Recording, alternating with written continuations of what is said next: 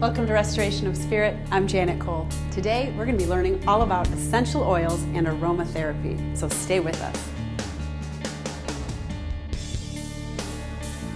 By definition, restoration of spirit is getting back to the life we were meant to live. We do this primarily in two ways, through self-care and self-discovery. And once we learn what our dreams and our passions are, some of us need a jump start to change. Restoration of spirit is about learning to discover and having the courage to live your dreams. Only through our passion can we live a life of joy.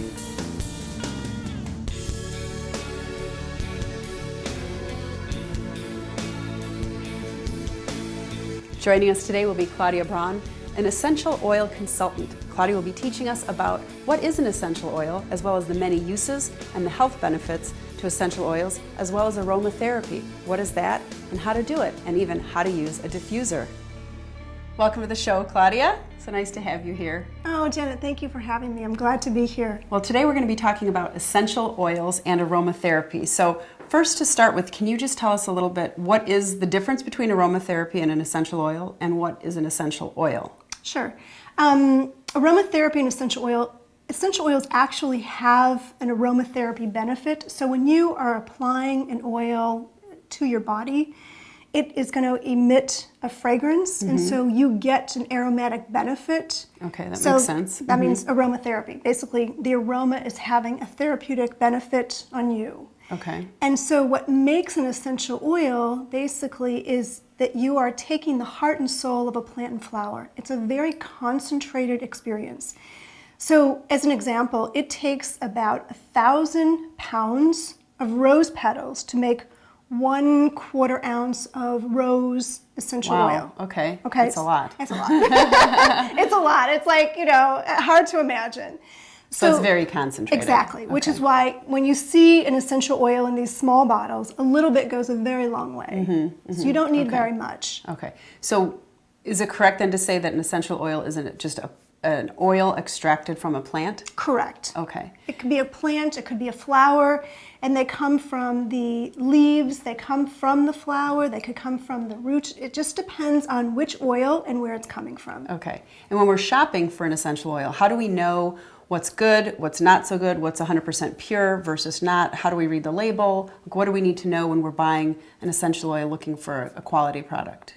Well, it's a good question, and it's also kind of a difficult thing to answer because it's not so clear. In terms of labeling, somebody can say it's 100% pure, and basically what it means is, say 100% pure lavender. It may have 80% lavender, but then 20% is lavadin. Now, lavadin is a hybrid of lavender. Okay. So basically you're cutting the lavender, but they're right, it's pure. It's pure lavender. 80% of it is pure lavender. Okay. But to an untrained nose, we wouldn't know the difference. And Okay. so basically, you really have to go with a company that you know has a good reputation. So basically do your research, maybe get some referrals, work with somebody like you that has a trained nose and can understand what's pure and what's not. Exactly. The oil that I worked with is it has a very intense experience because when you're working with something that's so concentrated, you can tell the difference.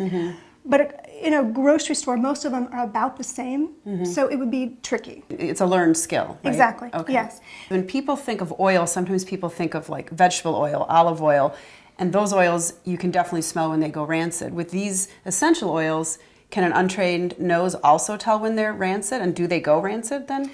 Well, it's a good What's question. the life expectancy? Most oils have a pretty long shelf life. I mean, historically, when they were opening up the tombs, there were essential oils there. This is not new. Essential oils have been around a long Right, time. frankincense, myrrh. Exactly. Patchouli. So they have a pretty long shelf life. However, if something has been blended with a vegetable oil like olive oil or sesame seed oil, it's going to have a shorter shelf life. So it's sort of tainted then. Exactly. Yeah. You've got about 2 years if Okay. you've got a really good vegetable oil. But if you're at home blending your own oils in a vegetable oil, I'd say you don't have that long. Okay. Are there any other basics that people should know just about oils in general, or when shopping for them, or initially using them, before we get into how to use them?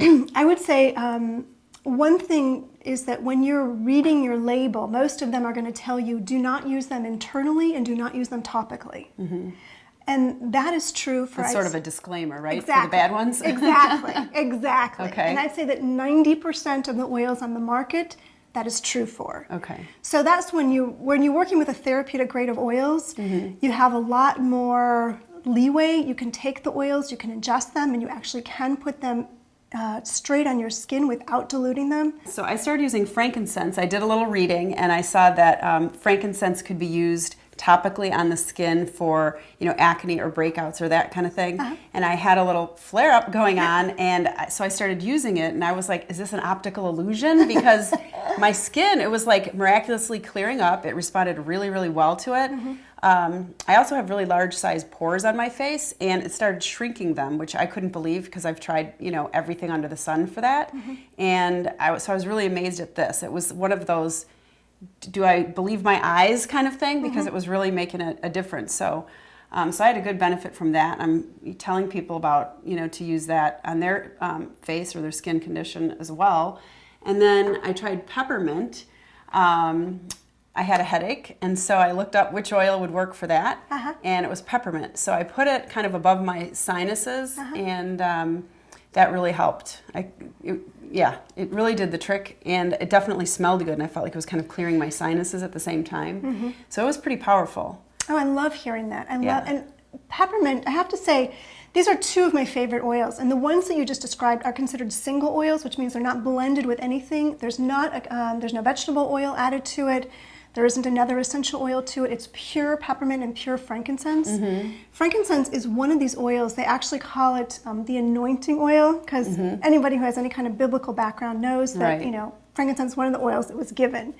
And one of the wonderful things about frankincense is that it actually connects us to higher thinking. So it has an ability, if you're under a lot of stress. That's why all the kings had it, and they brought it, right? Exactly. It was the prized gift, right? It was a prized gift, and they knew that it was worth as much as gold. Frankincense is that powerful. And so you had this experience on your skin, which is awesome. It can also be used if anybody, as our skin ages and you start to feel wrinkles coming in, you can use frankincense for wrinkles. It's wonderful. Okay. Well, what surprised me about that oil in particular, because I have used other ones that are a little bit oilier in their consistency, but the frankincense was a drier oil, if that makes any sense. So when you put it on, the face wasn't left oily. You could actually put it on. It kind of reminded me of a tea tree oil, similar consistency and smell. Just smells kind of clean and fresh. And so your skin isn't left like feeling oily, so you could put your makeup on top of it afterwards if you are leaving. I use it a lot of time just when I'm at home or at night. But so that was kind of interesting for me to learn something new, that they don't feel oily, they're not heavy. Right. Some of them, right?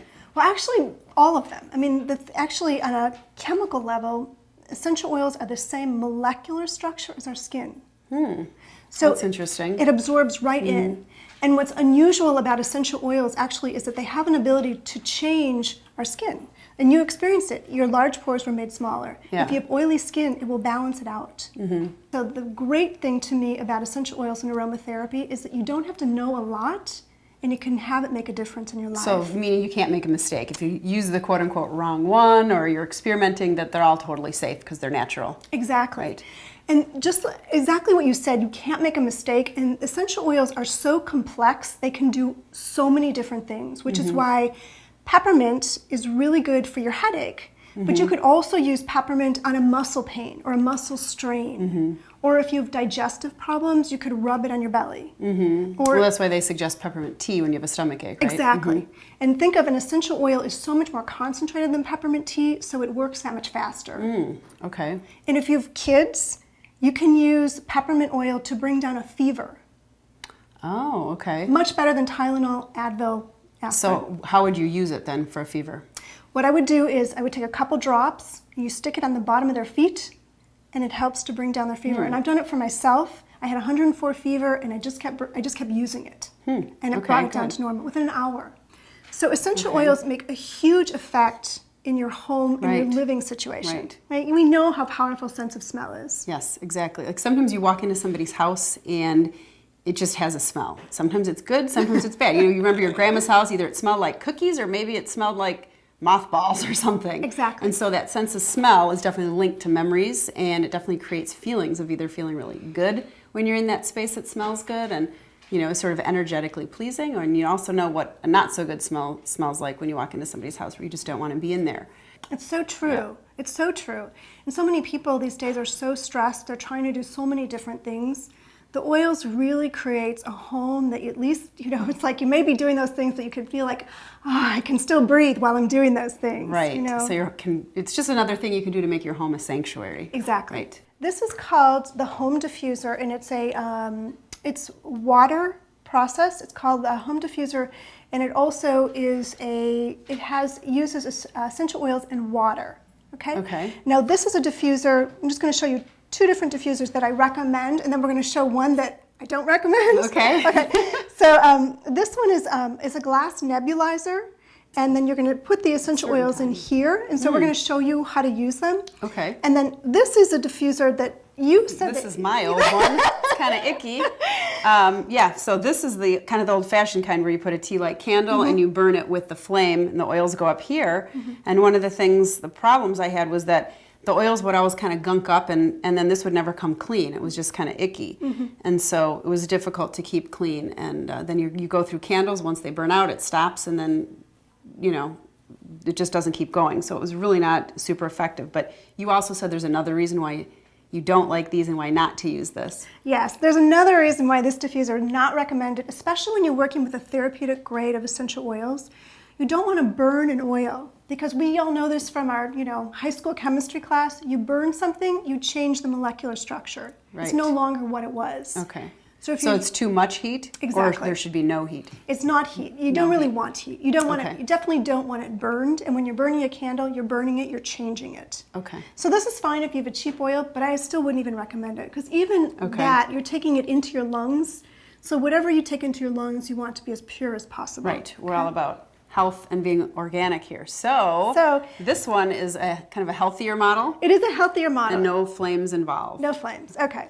So you can actually leave this going then all day when you're, at work or out, so that when you come home, everything smells wonderful, right? Exactly. This will go for about 8 hours. So good. Yeah. So what I'm going to do is I'm just going to fill it, and we already just have this water, and this is actually, you can just use tap water, and you're just going to put it into the well, and then you just put the cap back on it so that we make sure the water doesn't spill all the way into here.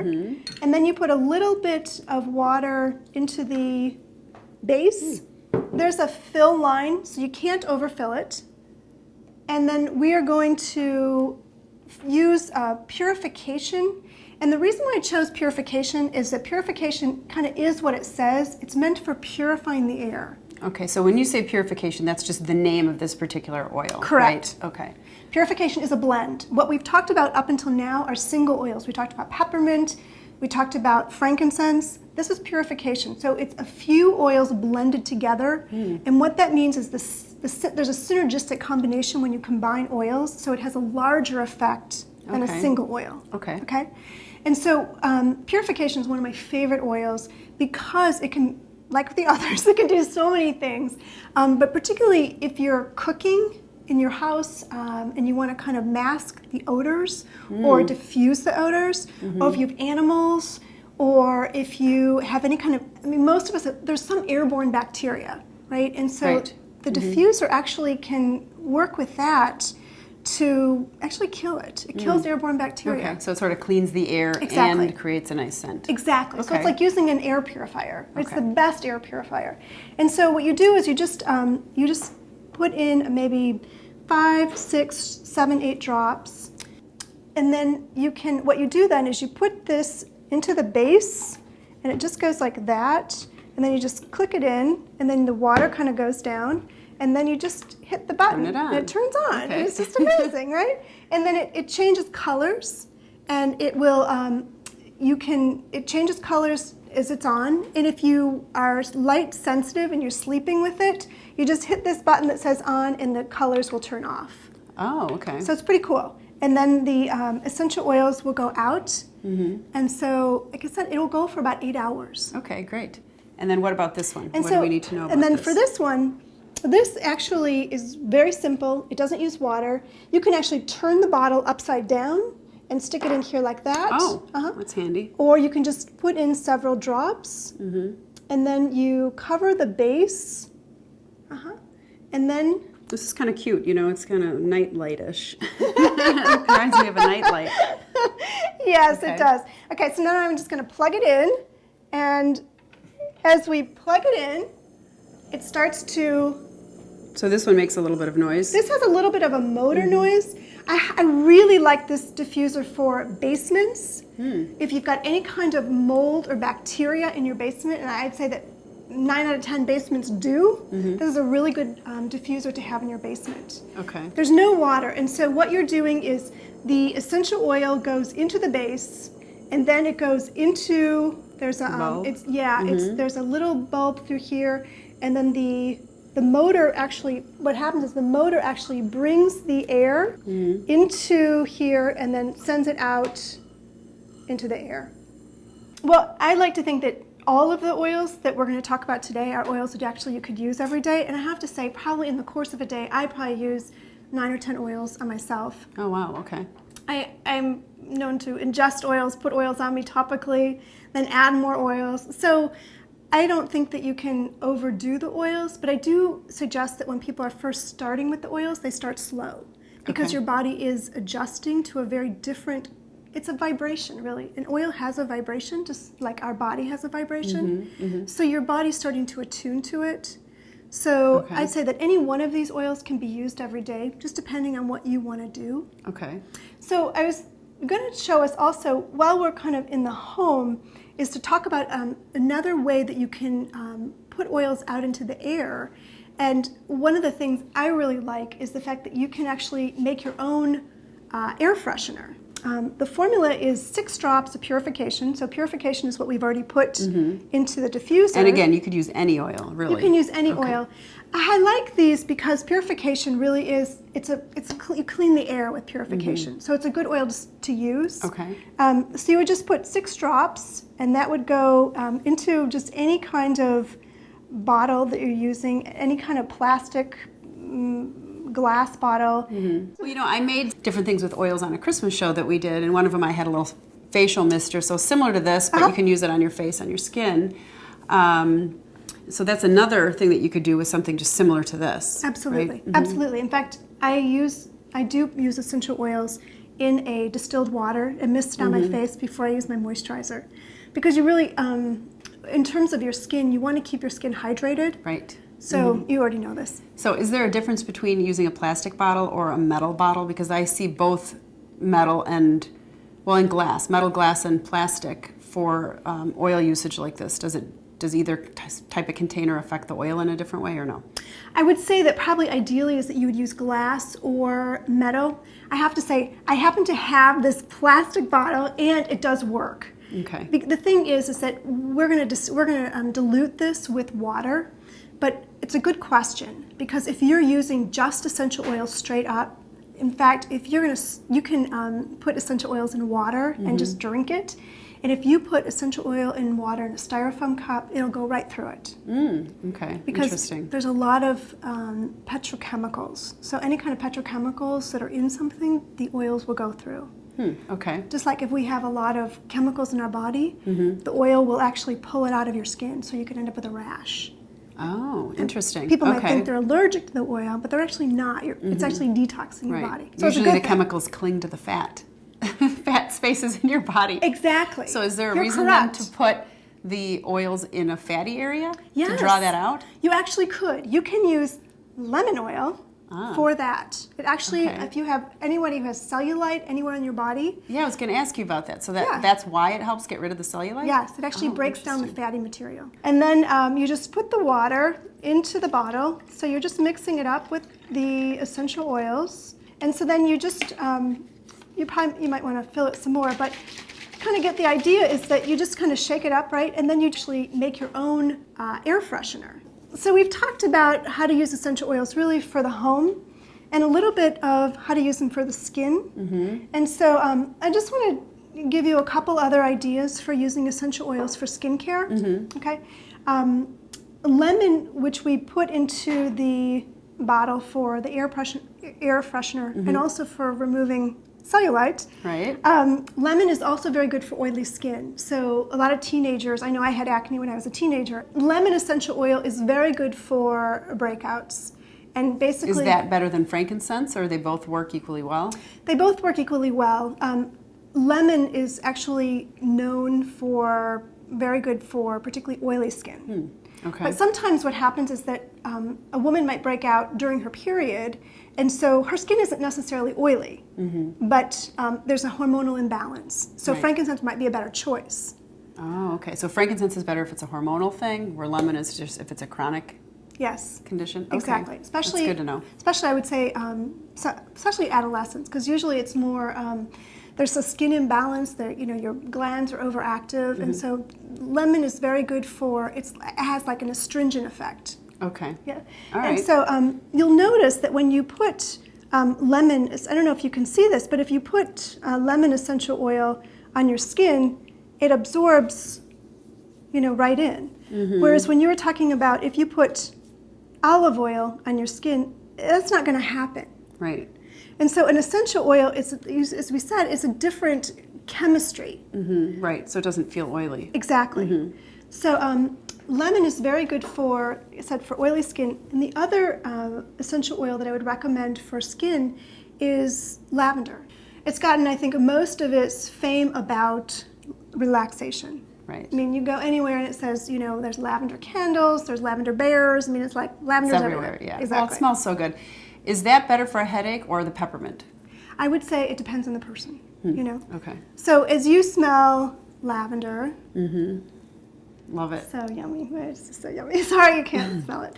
But one of the things about lavender is that it is a relaxant, but because it's so complex molecularly, like all the oils are, it can be good for a headache, also digestive problems.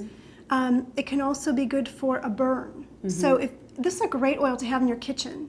Yeah, it is actually, because you can cook with lavender, and there's a lot of great recipes you can do with lavender. So I like to put it into a salad dressing that I make, and lavender lemonade is really popular. It's the wrong time of the year for that, but that's another thing that the lavender oil is great for in the kitchen. Lavender is also really good for if you cut yourself. Oh, Because okay. lavender will heal a cut very quickly. It's also antiseptic, so it's like cleaning it. It's like putting hydrogen peroxide on it. You're cleaning the cut. Also good for cutting down the bleeding.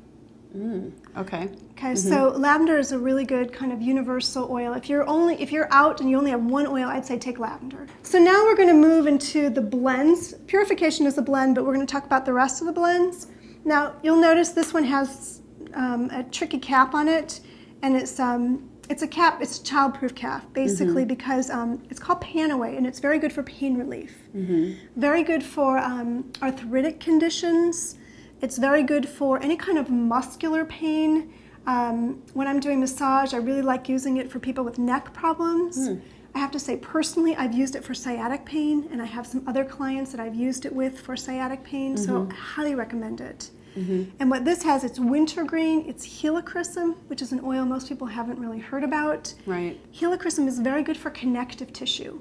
Okay. And it So also this is has a good one peppermint. for a massage. Exactly. Okay. It kind of smells, kind of has that kind of like Bengay effect, Yeah, you're right. but yeah. in a much better way. Okay. Right? Now, any of them you can put on just directly onto your skin Correct. in their pure form like this. But for massage, you also mix it in with another type of oil, correct? Yes, which is we call a carrier oil. And basically what that means, it carries the oil into your body. Okay. All right. And what's the appropriate way to mix the two oils together? You know, every oil has a different ratio of oil to essential oil. And so I'm going to show you this book. It's a wonderful book because there's lots of recipes that tells you how to use essential oils maybe for more complex issues and which oil and then what the combination is. Just for example, it says, I just happened to open it up and it just says sciatica, okay? So it gives you a whole list of things to do and where to apply it and the recipe and all of that. And then if you scrape yourself, what would be other oils that you can use? As we move along here, there's an oil called Peace and Calming. it is what it says. Peace and calming is really meant to relax. Great for kids. And it actually was created as a diffusing oil. So this is another oil, particularly I like it if you've got kids or you've someone who's got insomnia. This is a wonderful oil. Put in your diffuser before you go to bed so that when you walk into the bedroom, it smells really good. Oh, that's a good idea. I didn't think of using that. I did use that at night, and I put it on my feet. Oh, good. Yes. But I didn't think about putting it in a diffuser to just make the whole room more calming. Yes. Okay, that's a good idea. And I'm so glad you said your feet, because actually the feet are a very good place to put essential oils. Within about 15 to 20 minutes, the cells of your body that need the oil, take it in. Now, let's say you put one on your feet, a different one on your wrists, a different one on your forehead because you have a headache. That doesn't matter that you're mixing 3 different oils on 3 different parts of the body? It doesn't. Okay. No, it's fine.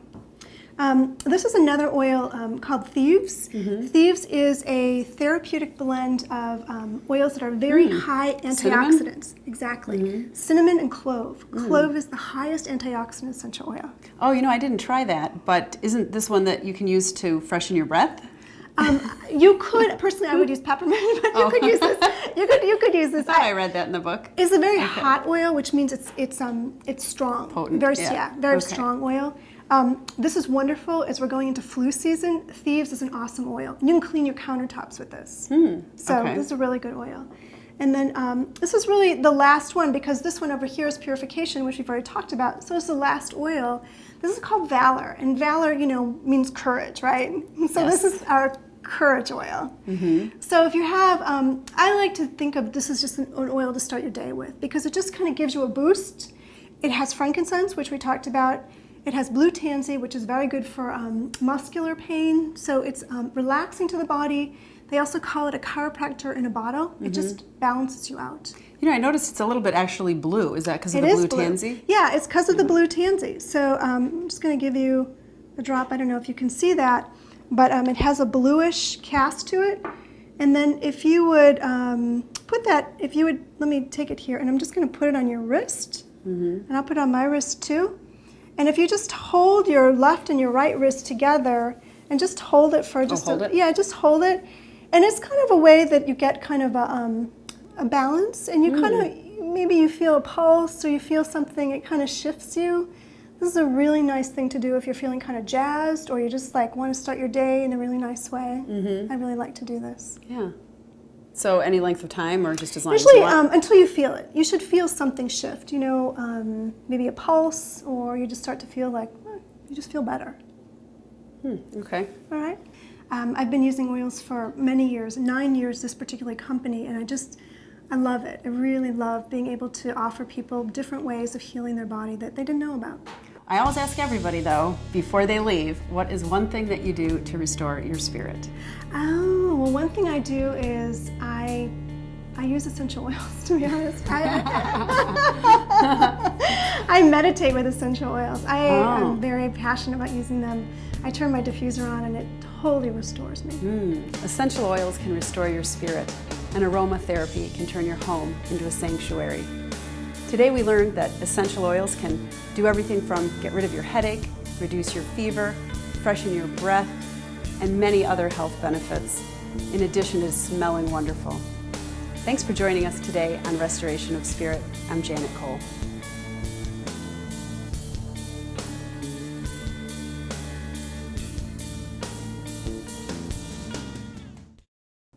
I'm Janet Cole, host of Restoration of Spirit. 2011 was a great year on the show.